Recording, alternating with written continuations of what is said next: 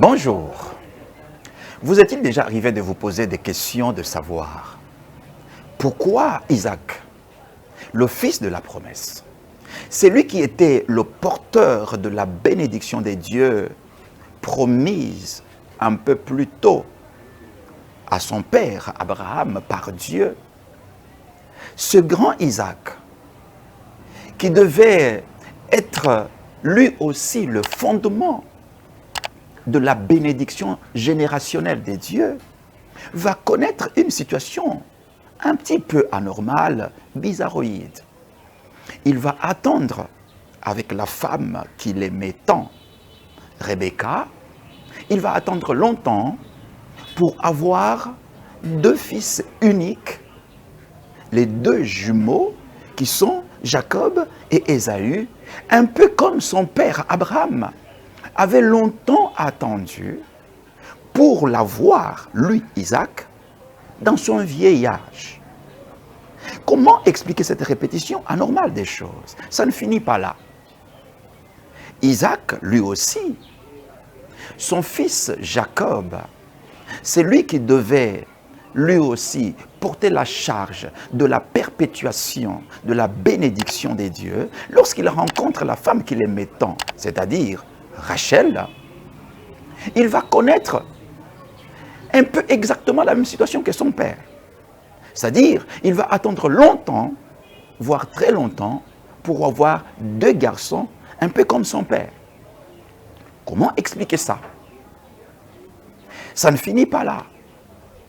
Lui, Jacob, son fils Judas, lui aussi qui devait perpétuer l'alliance des dieux, la bénédiction des dieux, va avoir la grâce d'avoir les enfants tout de suite, mais ses premiers garçons, son aîné et son second, vont mourir sans enfants. La liste est longue comme ça. Comment expliquer ça?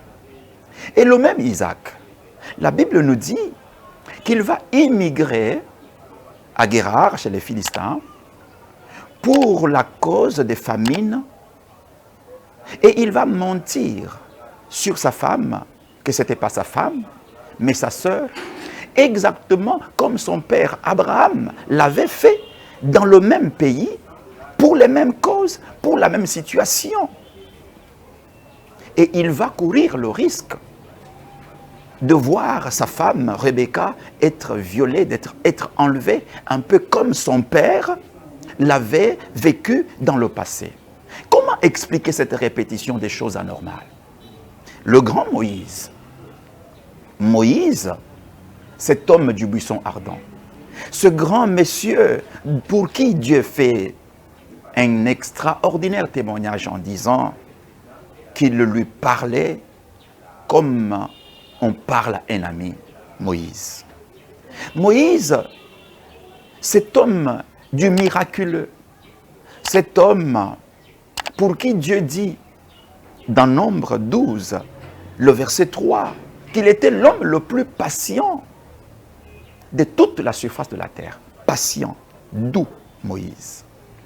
Mais ce Moïse va subitement se révéler impulsif et va être disqualifié de la bénédiction tant attendue in extremis.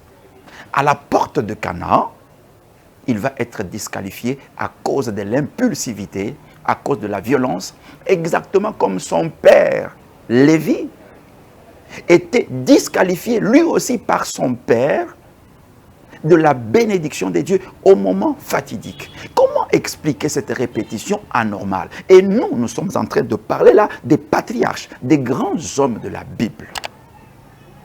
Bien-aimés dans le Seigneur, cela peut vous arriver aussi. La leçon que nous pouvons tirer de ça, c'est quoi? La leçon, c'est que dans la marche avec Dieu, il y a des choses, certes que Dieu fait gracieusement, dans sa souveraineté. Il y a des choses que Dieu fait, sans avoir besoin de votre prière, sans avoir même besoin de votre conscience. Dans sa bonté, il le fait. Mais il y a des choses pour lesquelles Dieu a besoin de votre prise de conscience. Dieu a besoin de votre prière. Dieu a besoin que vous puissiez vous lever comme vous ne vous êtes jamais levé, que vous puissiez le chercher avec ardeur, précisément pour une situation donnée. Abraham marchait avec Dieu, Isaac marchait avec Dieu, Jacob marchait avec Dieu, Moïse marchait avec Dieu. Mais cela n'a pas empêché que les situations anormales venues de leur père puissent se répéter dans leur propre vie. Alors, si vous constatez des choses anormales dans votre vie, ça peut être dans votre santé personnelle, ça peut être dans votre vie de couple, ça peut être dans votre vie familiale, hein. Ça peut être dans votre vie professionnelle, autour de vous, dans votre lieu de travail, dans la famille d'où vous êtes issu. Lorsque vous constatez des choses bizarres qui se répètent encore, ou qui perdurent dans le temps, cela doit vous interpeller. Vous devez en prendre toute la mesure et vous lever pour chercher Dieu avec ardeur afin d'arrêter ce processus anormal. Il est de votre responsabilité. Même si vous vivez déjà les signes négatifs, même si vous êtes déjà victime de certaines répétitions anormales, il est de votre responsabilité de prendre la mesure de la chose et de vous lever pour arrêter certains cycles négatifs dans votre vie qui peuvent faire des victimes générationnelles après vous. Oui, Dieu compte sur vous pour arrêter certaines choses. Dans Osée 4, le verset 6, la Bible dit « Mon peuple est détruit, mon peuple meurt seulement parce qu'il lui manque la connaissance, parce qu'il lui manque la conscience de certaines choses, parce qu'il lui manque la révélation de certaines choses. » Et si Dieu vous donne la révélation, vous donne la possibilité de prendre conscience de certaines choses anormales, c'est un message que Dieu vous donne. C'est une responsabilité que Dieu vous donne pour que vous puissiez vous lever et faire quelque chose.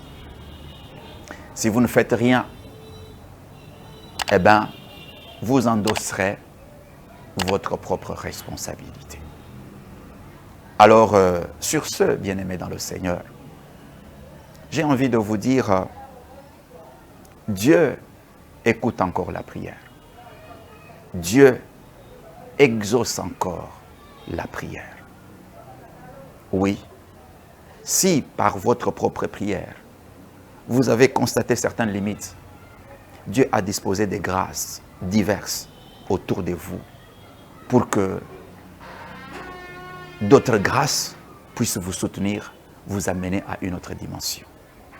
Alors si vous vous posez des questions et que vous avez besoin d'une orientation spirituelle, d'un soutien dans la prière, vous passez par des moments difficiles.